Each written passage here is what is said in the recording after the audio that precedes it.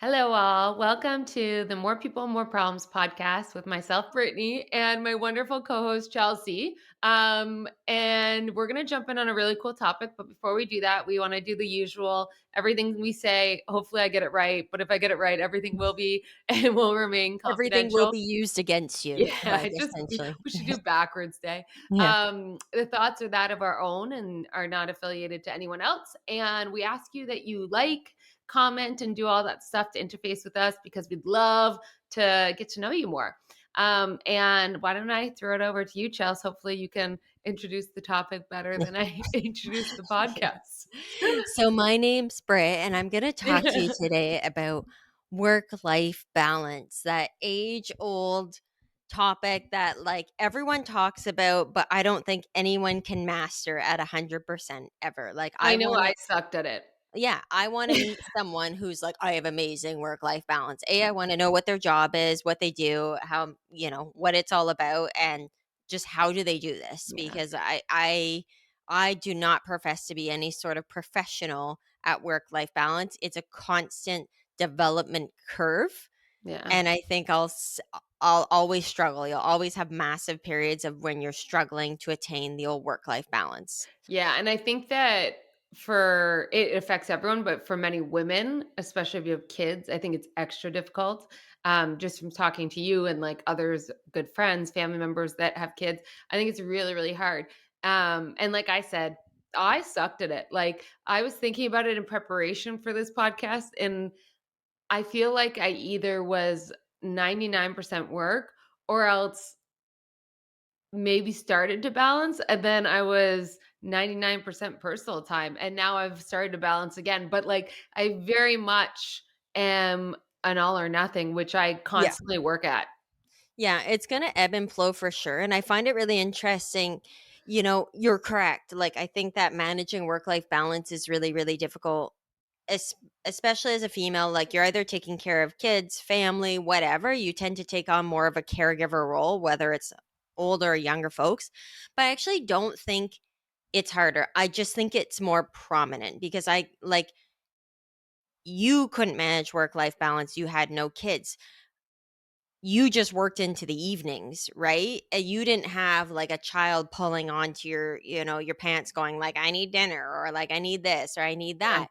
Whereas, so you probably like didn't have work life balance, and or you overlooked it at times because you're like, whatever, there's nothing like that's anything like severe that needs my attention right now, apart from taking care of yourself, obviously.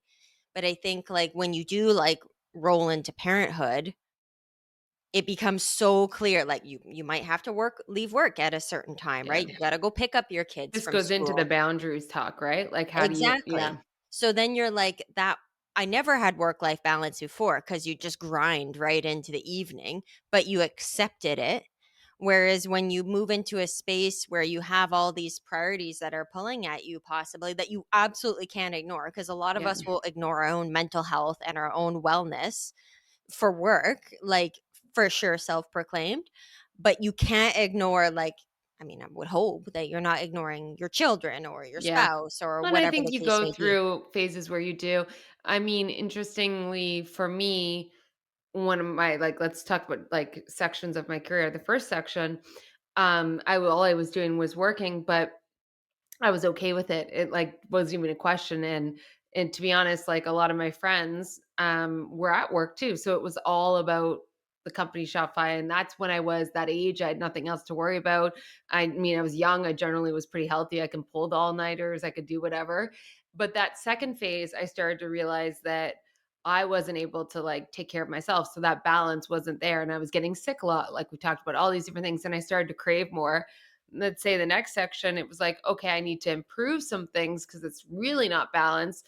But then I didn't even know how to start. And so, like, I do think an interesting aspect of this conversation is once you've realized that that balance is off. So, one is like diagnosing is your balance off. Mm, yeah. Two is what do you start to do about it to solve for it? And I mean, it's going to be unique for every person, but I'm sure there's some tips and tools that we can suggest. Feel like I did it so Absolutely. bad, I'll tell you what not to do, but, you Yeah. know? The what not to do. But, Yeah. no, I think top of mind is that mindfulness. Like, you need to become aware and you need to accept that you have no work life balance, and this is something that you need to work on. It took me years to Yeah. really absorb that, even after many, many people talking to me about it, going like, "You need to make changes. You need to stop Yeah. working as much. You Don't need you to think you're make in a time for phase other of things." denial? Like Yeah, a yeah.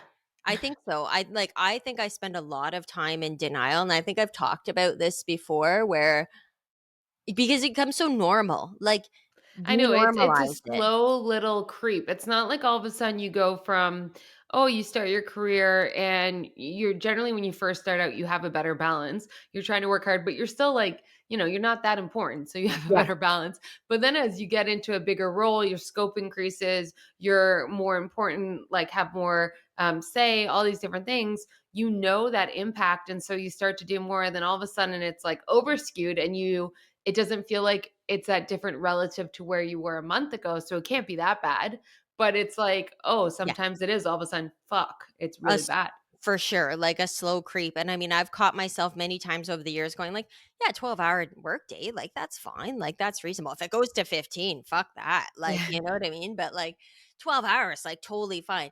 I'm trying to, like, bring that down, right? So, like, I know my workday won't be 8, but I'm comfortable if it's 10 or 9, and if I can get it in 8, oh my god, amazing, like, what a great day that is, but I'll accept that with higher roles and more responsibility and moving up the chain, so to speak, that there will be more time and effort that's put Yeah. into the role, but I don't think it should come at the cost of your whole entire life and Well, and I everyone around think you. I think that's where it shouldn't just be numbers that you think of or, effort at times. Like it's not as simple as that because you're going to go through ebbs and flows. Like you're running a marathon, but then you're going to have to do a sprint for a small project. So you might have to do more. But I think there's like some questions you can ask yourself in regards to what would be a good one? But like for me, I guess it was never, oh, am I working 15 hours or 12 hours or 8 hours? Because that was not as much a cue as, am I getting sick? Am I not feeling fulfilled? Am I, really lonely because I'm not putting any time into my relationships with anyone? Am I feeling like I'm catching up at all things outside of work? And even work, I feel like I'm catching up. Like to me, those are good cues to be like, well, how many times are you asking yourself that and how long? Because the other thing I would say is if you start to notice, if it's a one off, feel it, move forward. It's probably not a big deal. But if it's a sustained amount where you keep asking yourself those questions, and Mm, usually it's like put a time period on, like do a week, do 2 weeks, do whatever it might be, and check in with yourself and say, oh, it's still the same 2 weeks later. I feel like I'm in the hamster wheel. I can't catch my breath. Nothing is working out. I can't, like, I'm just so behind. I'm overwhelmed and I have anxiety and I'm getting sick and my body's telling me. It's like, well, to me, then it's like your balance is off. You're not in flow. And ultimately, the best worker bees are in flow. Like you want to be in flow. You want to be yeah, taking care of yourself. You want to feel healthy and strong so that you can show up and be the most creative, impactful employee that you can be? absolutely. So, I'm thinking of what are a couple of tangible tips that people can do to get that balance in their lives? Ideally, we have tips and not just like the don't do's, but Well, yeah. yeah, don't do this, but we don't have anything solid to offer you on what you should do. I was thinking of one earlier, and then I'll toss it over to you. I was thinking of one about obviously self-reflection and the mindfulness. When do I work best? When do I work best? And for me, I work best in the morning, and it's usually the early morning, and I am like sharpest I can be throughout the day, and I can tackle a very, very heavy load. Like, usually like at one point, apart from having meetings all day, you'll have a lot of files that you need to approvals, you'll need to read on certain documents. For me, that's the morning. I know I can make the best use of my time that will prevent me from having to do it late afternoon or early evening, where I'm likely to draw things out. Like I'm tired, obviously, or, the kids have gotten home. So I have distractions at that point. I know that my best time to monopolize on like file review and get a lot of that really like critical thinking done is the morning. So I Yeah. maximize my mornings, and I know I can put like a real spurt of energy into that. I can tackle stuff, and then things that come in throughout the day, unless they're urgent, Well, they can be saved till the next morning, likely. I'm doing it before most people get up in most cases. Yeah. So I've kind of figured out what works best for me to tackle a high volume at a fairly quick and pace in a short amount of time. So for me, it was kind of thinking But about what does that what allow works you best. balance-wise? Like, that's a great productivity tip to know when you're productive, but what does that allow you on the work-life balance side? Because if I leave everything for me till the afternoon, I kinda drag it out. I drag it out. I know that I'm a little bit more tired. So if I start doing all my file review and, things like that, 3, 4 o'clock at night, I know it's gonna take me longer to do it because I'm not at my sharpest point at that, Then you'll bleed at into that dinner time, and and then I then you bleed have to into dinner, and then it's 6 o'clock, and yeah. then I'm kind of like I find myself sometimes even kinda just, like, lingering at my computer because there's things to do, but I'm, like, tired and I can't, like, quite, like, tackle it, when I should. And I've had to listen to myself and go, "This is not the time you should be doing this because Yeah. you could be doing this till 6, 7 o'clock at night, but you could probably tackle this in, like, a half an hour in the morning." It makes me realize, well, a few things. One, it sounds like what you're saying is a lot of discipline. Discipline to do it in the morning every morning and get it over with and not take on other distractions when they come up Mhm. because that might feel good in the moment or, other reasons why. But I think the discipline to say, "Oh, I'm gonna do this now so that I don't have to do it later," is really important. Um, and I also think that knowing thyself. So, like you said, self awareness. But I think the discipline is hard. Like, when I think about that, like for so many years, I didn't have the discipline. And as a result of not having the discipline, I would just say yes to everything that came in. And then I would resent, like, a cue again is like resentment. I would resent that I wasn't getting to go to a friend's birthday dinner, or I would resent that I was still at work at a certain point in time instead of going home to have a dinner and a healthy meal. I would push off so many things like working out in the morning because I had to get something done because work took everything and then I would resent it. So I think if I had more discipline to say, okay, time box, whatever it might be, or knowing myself, I work really well in the mornings. Maybe I should never work out in the morning because I had more discipline and motivation to get shit done then and save it for later. But I Priorities, though, sadly like, didn't do that. what's your priority? Do you wanna miss the workout or do you wanna miss the work? I mean, I don't know, like, we go Yeah. right back to it's like the chicken and egg, we will go right back to the balance. If you focus all your time in the morning doing your work so that you have time in the afternoon, are you even up to working out in the Yeah, you're afternoon? right. Because Because I most wouldn't people be. say, "I can't," like, "I can't do it in the afternoon, I need to do it first thing when I wake up." But I think what you just said is a lot like discipline and boundaries, though. Discipline and boundaries. So, Yeah. you have all these balls. We're juggling all these balls, right? And what I've heard from some of my leaders is some of your balls are rubber and some of them are glass. You need to know which ones you can drop and then are going to bounce and come back up, and which ones, if you drop, they're going to break, right? So you need to be able to decide. Um, and yeah, this isn't necessarily boundaries, it's more priorities. Yeah. What is the absolute top priority that needs your attention right now? And if you drop this or if you pass this off somewhere else, that is going to break and that is going to have that negative impact. Yeah, and I What would are the assume, like, ones? kids are like that, right? Like, Yeah, you can't your drop your kids. kids and, like, You the can't ball's gonna be glass. You can't drop your kids, you can't drop your spouse, you can't drop your mental health as well. And you have to do the same analysis like work priorities too, right? So which things can I deal with right now that I have to deal with? Which things can bounce once, which things can bounce twice? Which things should just fucking bounce away at this point and like it just goes somewhere else? I mean, I don't know. Yeah, There's definitely things that like bounce you guys have away. said. And I was reading another article from Shopify the other day about their Meetings, what yeah. the cost is of meetings and everything, and I chuckle about that because we've talked about it before. But it's a fair point. I go to a lot of meetings and going, I don't need to fucking be here right Yeah. now. I was like, can you just send me an email and save us all the time? And I Meetings know make us feel important instead of anyways, that's a whole other discussion. We should have literally a podcast on how to do, like, good meetings. how You know to what do I mean? meetings. Yeah, how to do meetings, keep them on track, and 'Cause just like people not are waste so anyone's time. terrible. Okay, But Katie, one thing write that down, Katie. Write yeah, that yeah, down. yeah. Where Topic you at, idea. girl? But one thing you made me realize that I think I did a lot, at my time at Shopify was I thought I had my priorities. I would say, for example, I want to date more. I want to like get out. I want to nourish my friendships. So I would have that in addition to work.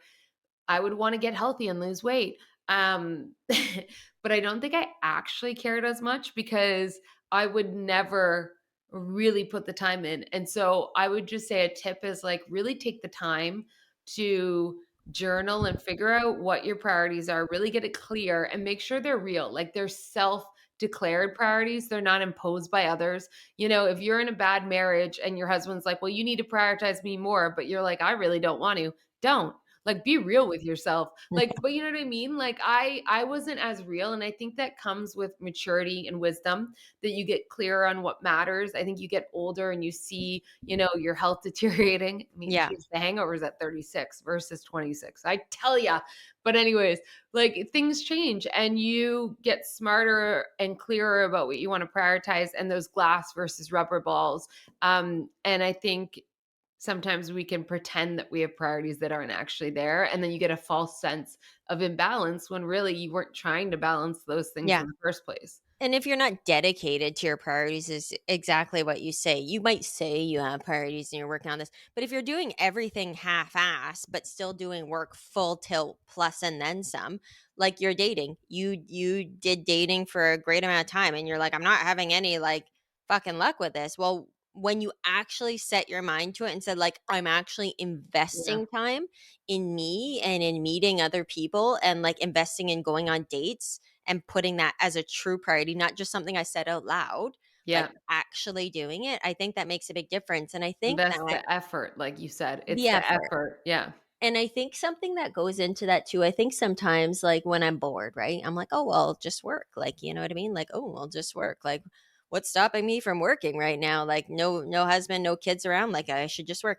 I should have a fucking hobby. Like, I that's know. not work. You know what I mean? Like, I'm just sitting on my computer. I probably am doing actually really impactful work at times. And then at times it's there with me. It's like my Yeah. comfort. It's like my security blanket. I'm like, what is wrong with me that I'm still on my computer? Go do something with your life, I you don't know? think it's anything that's wrong with you. I think it's such a natural feedback loop of praise and felt impact. And so when we're at work and let's just go on the notion that everyone listening and including us are like doing a good job, having an impact and getting that feedback loop. That feels so good. And in so many other areas of our life, we don't get that. I can only imagine like my friends aren't like, "You're amazing. Thanks for being such a great friend all the time." Like we all kind of know what it's like. Excuse No, you. yeah, yeah. Well, we do say it, but not the same as like work. You Squeeze don't me. and I'm sure kids aren't like, "Mom, you're the best every day." Like you're not getting that same feedback loop.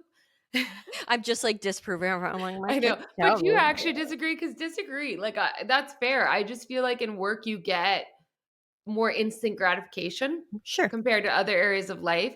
And so then that is a behavioral motivator to want to do it more. Like, Mhm. of course, you're going to gravitate towards doing a few emails because you're A, checking things off your list, which feels Yeah. fucking I great. love checking things off But my B, list. you're My getting, like, list's people amazing. saying, like, "Hey, thanks for doing that on a Friday night. I appreciate it so much." Whereas, like, stopping work and cooking dinner for your kids, they're not gonna be like, "This food is amazing. I can't believe you stopped working to feed me." It's like, no, that's a non-negotiable. They die, Yeah, I guess I have to. Yeah, they'll take you away if not. right? And they'll No. take you away. They'll take you away. And you know what I was thinking on another topic? Listen to yourself, right? Yeah, Reflect, be mindful. Listen to other people. Oh my yeah. god, the Your amount of trusted time. advisors. Yeah, your trusted advisors, whether it's your partner, your friends, your family, your kids. And I've heard it many a times from my kids. You work all the time. Like you're always working when we wake up or you're always working when we get home or a lot of like contention between Gary and I. For a long time we had a like when there was it was a really intense period over the last couple of years and we fought and we argued and a lot of it like a became because like it's not because he's annoying but like he is sometimes but because he was truly looking out for me and going, you're going at full tilt. Like, you You're cannot do burning this yourself anymore. out. You're burning the candle on both ends, and there's no time You're missing moments. I'm Like, I think that's You are missing moments. So, like, for me, I was usually interesting. This is how it all went for me.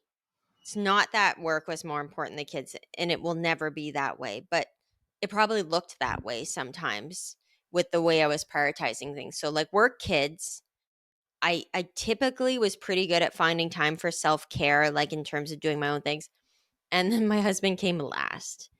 And mhm. that's hard, and, like, it's hard to say, like, who comes last in this equation? Is it me or is it you? Well, he was the bouncy ball. He was the bouncy ball, and then you go, "Yeah, maybe he shouldn't be the Mhm. bouncy ball." You know what I mean? Like, when you go on vacation from work and you actually do go on vacation, they figure it out. I mean, they figure out that you're replaceable at the end of the day. Yeah, it's not gonna be done exactly how you would have done it. Might be done better in some cases, Yeah. in some ways, or, it's also a temporary thing, so people don't have to be at the same level as you are when you're gone for vacation, but, like, they figure it out, they Yeah. make it work, like, life goes on, you leave a team and you think you're indispensable, and then you realize, like, "Yeah, I'm actually not. Someone else could do a great job at this too." I think this is the hardest realization that I've had maybe since leaving Shopify. I just And I'm still kind of processing it because I remember leaving and thinking they're going to get someone great. Like, it's an amazing company. They're going to find someone great. And I think they did. I don't know her personally, but I think they found someone really great. But I thought certain aspects of me would be irreplaceable. I think that's just all of our own like views and on like our worth. And it was so special. Yeah, And you realize like it's a company, it's not a family. It's not like I'm leaving my best friend or my sister or brother. Like, it's a yeah, company, they they'll move have on. to replace you, and it's not gonna be the exact same, it's gonna be quite different, but it's what they need, and that's okay, and with that perspective came some sadness on maybe that's why I projected on you, like, moments on certain moments I lost because I thought I was so important and so special Mhm. that I prioritized work things over everything else. And so I didn't have balance, but I kind of thought, well, it's allowing this thing to happen, so it's okay.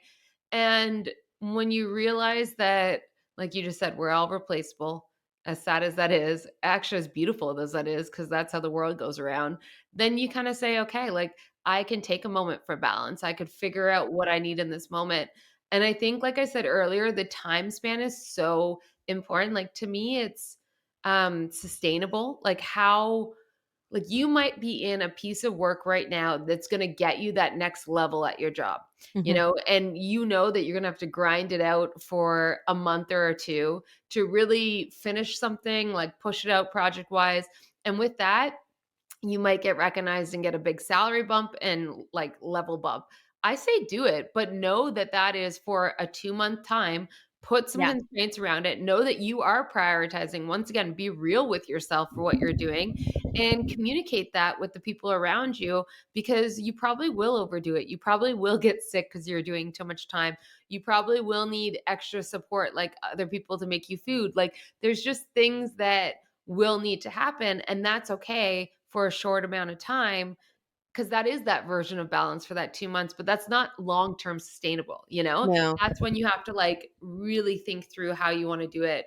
Yeah, if that's your long term, if that's life for you, if that's just an everyday thing, check yourself for a Yeah, minute because you cannot keep that going. And I've seen too many people on the verge of burnout or in full burnout mode, and it is not pretty. And most people will experience burnout, depends on your role, maybe it doesn't, yeah. at some point in their career. And there But I could be a think lot of external things going on, or maybe not. burnout's, like, the easy outcome that shows you that you need to change. Like, hitting rock bottom is terrible, and it's also a blessing because you see it and then you change it. Hmm. I think the scarier thing is really not having any balance, whatever that might be for you, not getting in And that just flow like, state and losing all these moments and never feeling like you're succeeding in the right things, and one day waking up and regretting the yeah. past X amount of years. I really don't have many regrets. Besides the fact that I wish, like, I would've started a family earlier, that would've been great, but besides that, I mean, I got a lot out, and so, ironically, maybe that was balance in some forms. I think I had to work on it and I got better at it, But to me, it's the regrets and the sustainability that are really good markers of how you're doing. So I think it's really interesting because I think very few of us will look back at our life, when we're near retirement or whatever the case and say like, "Oh god, I regret not working like 12-hour days and like, you Yeah. know, getting that extra 2K at the end of the year on my bonus or something." But I think like your regret is really poignant because you say like, "I regret not starting a family earlier." And those are like more true regrets, like Yeah. impactful regrets that you would look back and like whether it's now or later and your life is different now. So like and you're on your route to that. But I think it's really fair to say that was one of those things that I would actually regret. I'm not going to regret being like, "Oh shit. Like I should have worked those couple of extra days or I should have gone for that other job or something." There'll be another one and then there'll be And another one. yeah. But you know what? Like, I'll flip it right now. Maybe in 5 years, if I don't take some risks with my career at this point in time, I might say I regret I didn't do more. Like, I think that's the interesting thing of balance is that it ebbs and flows and you have to be really, really honest with yourself and say, what do you want? And whether it's doing too much work and not focusing on like the personal side enough, that's taking a risk.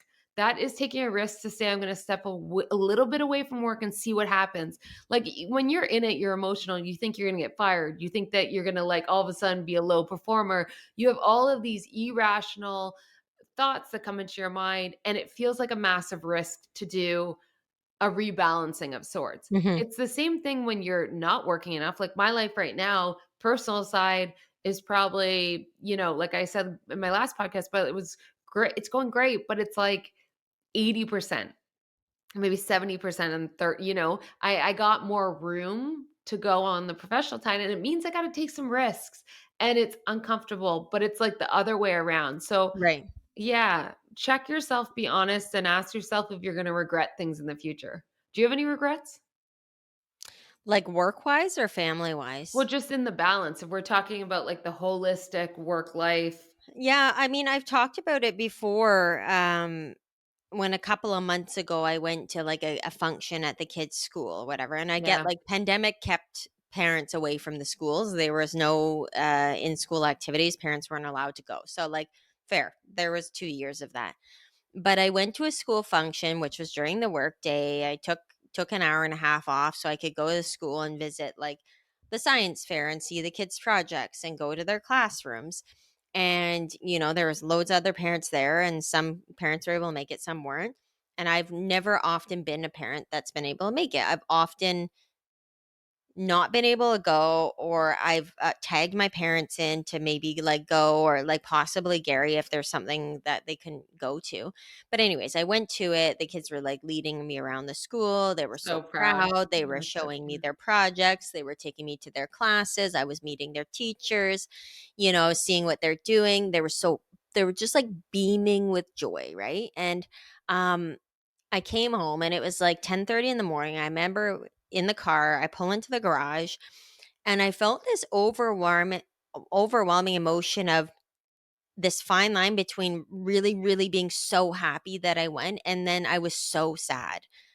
I said, "I'm so happy, but I'm so sad that I've spent so many years."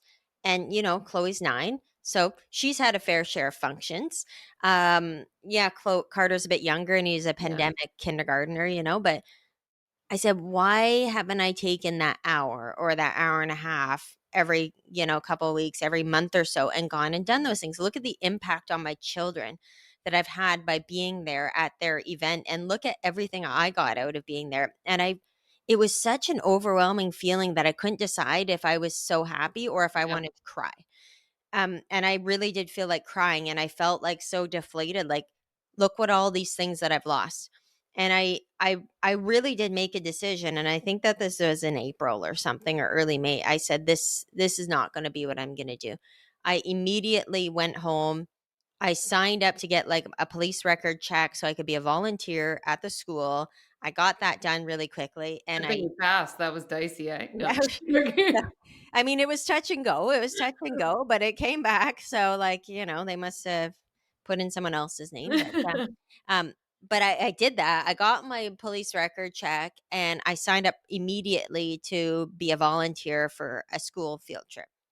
Yeah, it was hard to fit it into my work week. I mean, it was a really, really busy week, but like it was super important. I had such a good time being with Carter and his friends at the museum and everything. And then I said to Chloe, I wasn't able to go on hers yet. One, because I had just had this epiphany, obviously, towards the end of the school year. So next year I will, I'll volunteer for a field trip of yours. And I'm like, what the fuck am I doing right now? Like that Well, I think everything else yeah. is so much more important than this. Yeah, I think you realize those moments were a priority, and it's not gonna be every month or every quarter, but you're gonna prioritize them Of to course. have them every once in a while. I love that. So that for me was my, and like I've ebbed and flowed in balance a lot over the last couple of years, going from extreme work scenarios to very little for me, very little for the family, and then being lesser so, but it's, or like not caring for a minute, I'm like, who cares? Like I'll do what I want and stuff like that. And that's not healthy either. Um, to like that moment really being a key realization for me. And it wasn't this devastating thing. It wasn't like a burnout situation. It wasn't my rock bottom. It was a very pure and simple event that happened that had like, I will look back on that for years and go, that may have very well been a turning point for me. Yeah, What are my priorities right now? What am I giving up to do this at 150%? I yeah. need to scale it back. No, I love that. I think that's perfect, and I'll maybe before we go to wine time, we'll just close with if you think that your balance is off, like you said, get some perspectives, talk to the people that are around you that you trust that can Coach, have a un mentors. yeah, coach, mentors, but even like spouses, friends that have an unbiased well, they might be biased, I take that back, but an outside perspective, you know? And if you hear something that like just twitches at it in this podcast, like dig in, double click on that and see where it goes. And then I think it's just take some risks and try some changes and be brave about it because it is hard. It is hard. And I'm not going to be like, hey, look at me. I'm amazing at work life balance. I'm fucking killing it in work life balance. No. The other night I was working till 10:30 at night. And guess what? It was my birthday. It was my birthday and I was work. Everyone's like, why didn't you take the day off? And I was like, yeah, in hindsight, I should Yeah. have. But then I was like, so like there'll be times. Yeah. And like we It's all not get about that. perfection. No, Balance isn't it's not. perfection. It's about trying your best and, succeeding 80% of the time. Amazing. I like that actual, like, the way you just put it. So, it does, you don't always have to have 100% in. Yeah. And for some of us, we try to go more and more and more and more than 100%. Tone it down a minute, Yeah. like, settle. Have a glass of wine. Join us for wine time. Join us for wine time, if you please. Okay, well, let's jump in. Be Let's right do back. it. Bye. Hola. Woo! That's the Woo. that's the wine swirl. Okay, we got a new wine, as we should. Mhm. Chelsea, you're gonna introduce it? Mm. Just giving it a whiff. Okay. I think it tastes a lot better than it smells. Yeah, I think you're right. Like, I Okay. really like it, but the smell is like a little, Well, that's a Chardonnay for you. You know what I Yeah, mean? Like maybe. I always kind of. Yeah. I actually like this one. This is. I'm gonna say the pronunciation is Venti. Venti or Sure. Wenti. I don't know. Whatever. Well, I don't think it's Wente. It's like Winky. Wente? Is it just Went? Went. Oh, maybe. It's got an Yeah. e at the end, but I feel like it's like one of those like Wenti Mm. Vineyards. It's called. I'm loving the name of it. It's called Morning Fog. So Oh, I'm like kind of enjoying that name a little bit. crack it in the morning when you're a little foggy, let it I don't know. I mean, if that's your way of getting balance, maybe you do need to Yeah. do that. I don't know. So this is a Chardonnay. It's like it says it's a family-owned company. Apparently Mm, since 1883. Five it's really good. generations. Yeah, this old Chard has been going through 5 generations of handcrafted fine wines. So we got this as a gift at my house, and the people who brought him over, shout out to Nick, Yep. their wine, like, they are very well versed in their wine. So anytime they bring a wine, I'm like, "Mm, it's gonna be good. gonna be Yeah. good. So it says it's the Chardonnay is named after the morning fog of the San Francisco Bay that rolls through our vineyards. It's like a very beautiful story to it. You love Um, reading the stories. I do like reading. I I'm know. just always curious about what they want to say about their wine and like What would your wine label say? can drink at any time. Slightly Delicious. crusty in the morning? No, I'm just joking. Oh, listen, I'm not the crusty one in the I morning. know I am. No, no, like a smooth white with notes of Spice. tanginess and spice. We should one day, one of our Tipsy Tuesdays, we should write up our own wine, like, That labels and then have to share them. Anyways, back to this wine oh, though. we should I love that idea. Katie, write that down. Write Can that you write that down? Okay, so down. great bottle. We don't know the price because it was a gift, Yeah, so I'm not gonna Google it. we'll I feel Google like it later. I'll Google yeah, it. yeah, we'll, We'll check the LCBO app after. Okay, what do you think of it? So, I it's a buttery Chard. Like I said, the smell just doesn't give it as good as the taste is.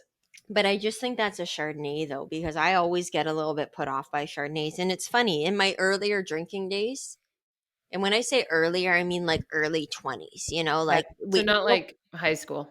yeah. We all Well, know like we high started school, I then. was never like a wine person. I was Yeah. like a vodka or like Bacardi, Oh the god, old still can't Bacardi. drink it. Can't drink it to this day. Bacardi. I know that's me and tequila. Yeah, you guys keep forcing me to take shots, like forcing me. Well, Um, you'll get used to it. no. So when we tried to attempt to get some sort of palate and be like, sophisticated in our early 20s, like we drank wine. So you either drank the house wine that was offered anywhere, which is usually a Chard anyways, Yeah. or a Chardonnay. So I really enjoyed Chardonnays. Now I've gone off of Yeah, Chardonnays over you've the gone last more to couple. Pinot. I went from Chardonnays to Oh, Rieslings, yes, you did. which now are too sweet for me. Now I'm at Pinots. Like I might come full circle here at some. I might go to the Sauv Blancs, if you will, like at some point. I don't know. Did we just get a little commentary from Katie in the background? What'd you say, hun? Development, she I'm said. Yeah, developing. she's proud of us. I'm We're developing. progressing. Yeah, my wine palette. I'm developing it. But anyways, I don't typically run towards a Chardonnay. uh, But You you're know, running towards this one. I like it. I like it, and I don't usually want to drink a Chardonnay. I'm not gonna lie, but this is So nice. so what would you give it? Oh yeah, what would I give it? That was the whole question, eh? And I just went Yeah, in a you're just massive circle. really Okay, hold on. give us the goods. I really actually like it a lot. So? And the fact that Anik picked it and I trust Anik's taste, I would give this an 8.5 because Mm. I'm pleasantly surprised by my enjoying of it. Yeah. I'm not a I huge like it. Chard. Even the name Chard just sounds bad and dirty, but Well, Chardonnay, it's not like sharp. yeah, that's why I wasn't gonna say it, but way to take it there. But I out of Chardonnays, this is the ones I like. Like there's Yeah. kind of two types. I love this one. Like it is an easy drinking Chardonnay. I would highly recommend it to anyone that hasn't dabbled with a Chardonnay before. Like this could be a nice little dip your toe in the water, Yeah, dip but your toe in the wine. oh yeah. I mean, listen, everyone starts with Chardonnays. It's Yeah. like the basic bitch of wines. Like I'm not I gonna lie. started with Sauv Blanc. I felt like that's the basic bitch. No, because Chardonnays are sweeter. Mm. People will run towards the like Mine younguns. was I probably just drank what my mom drank, let's be Yeah, honest. well, I mean, you did, and your mom's It's diabetic, free. so she Yeah. needs to be careful. Like, she can't have Yeah. too much Yeah, yeah. sugar. She needs the dry So, stuff. You're so right, you you're like right. got used to that. Like, you Yeah. got used to that. But I would say most younger folks who are getting into the old wines are We're just probably teaching gonna people how lend. to drink wine now. Yes, Add a bunch of ice and yeah, yeah. Put some Sprite in it, and you'll be Yeah. fine. Oh, It's I forgot that's how we started with the spritz. spritzer. And a There you few go. frozen like, I do frozen fruit as well. Oh wow, really Oh, mixing yeah. it up there. That's a For summer all cup. the, like, 19-year-old listeners, here's how you drink wine to You start. have to be of age. We're not encouraging anyone to drink who is underage. I mean, do you, boo, but Okay, we're not encouraging anyone who's underage to drink, okay? I'm just putting that out there. Okay, so we know it's a solid wine. We'll highly recommend it. And how have you been? So, it's been, I guess, That's a good 2 one. weeks since we did the last pod? 1 week? Oh my We god. doubled up. Anyways, my eyebrows are healed. Yeah, your eyebrows are looking good actually. Yeah, I they're really don't good. know. I was looking at them the other day and I really did like them dark though. I'm just saying. Well, Like I it's go the back for a touch up in August, and I oh think yeah. they'll be a little darker than this by then. But I did really enjoy them dark. So I know you were like, oh, they're too dark. I really like a strong brow. I'm just Yeah, saying, I do like a strong brow. Like us after growing up in the 90s, like in no your eyebrows formative years, whatsoever. Yeah, those bitches are gone. You're never yeah. getting them back. Like never. I've been trying for 2.5 years during the You know pandemic what's to so grow out my funny? eyebrows. They're not coming back. I never plucked my eyebrows in high school, and that just shows how fair and thin my brows were because I didn't need to. When everyone was plucking their eyebrows to like align, I was like just showing up in my mighty self. So that's Yeah, why I that's have to fucking do this, annoying is for me. because I have still no hair. So yeah, we're all in the same You spot. know, I wash my makeup off and there's like a small ball. Small ball. Looks like Little bulb. like a It looks like sperm. a A sperm with a very like you thin tail. said in a exact I'm same still time. working on my brow game. Listen, that's a development phase. Like Yeah. you'll never really Oh perfect god. it, to be I honest. can't get It's over the over. fact that we just said your eyebrows look like sperms at the exact I same mean, time. there's people who have it worse. I'm not gonna lie. I'm trying to They're resurrect looking good. Like, lean my in brows. again. Yeah, they're They're coming doing back. Yeah, yeah, yeah. They're I looking mean, I'm solid. working on it. You need to have the right products and Uh, stuff like that. My God, my skin's glowing. No, I'm just kidding.